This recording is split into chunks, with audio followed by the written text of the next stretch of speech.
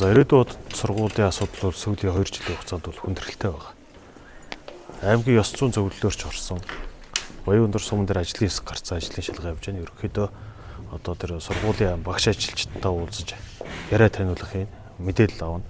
Энэний дараа бол одоо тэгээ сургуулийн захиралтай холбоотой асуудал дээр бол арга хэмжээ тооцох асуудал руу орно.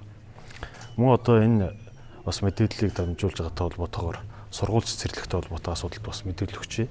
Ерөнхийдөө одоо сумын засаг даргын бүрэн эрхийн хэмжээнд хуулийн дээрээ заагдсан сургууль цэцэрлэгийн дарга эрхлэгч захиралтай холбоотой асуудал дээр бол хөндлөнгийн гадны нөлөөлөл гэж бол байж болохгүй.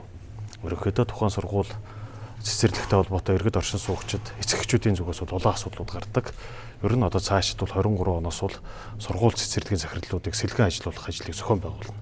Ер нь сумын засаг даргын хуулиар олгогдсон бүр ирэхэд бол зарим нэг сургуулиуд дотор бол одоо халддаг зүйлүүд байдаг. Энийг бол тасдан зогсооно.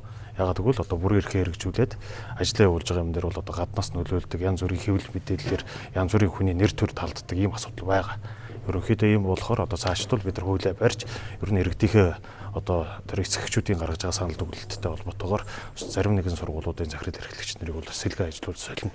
Ийм ажлуудыг зохион байгуулна. Ягаад гэвэл энэ бол одоо тухайн сургуулийн шинэ орчин бүрдэх, сургалтын арга барил өөрчлөгдөх ийм зүйлүүд байгаа. Ер нь одоо эцэгчүүд мөн одоо багш ажилчдын зүгээс бол сургууль бол ер нь танилтал цэцэрлэг бол ах トゥ хамаатан садны одоо нэг тийм бүлэг практикийн байгууллага болж хөрж байна гэдэг зүйлийг бол их ярьж байгаа. Энэ дээр бол одоо дөрвтэй ажлуудыг аймгийн засаг даргатайгаа хамтран шийдэл гаргаад ажиллана.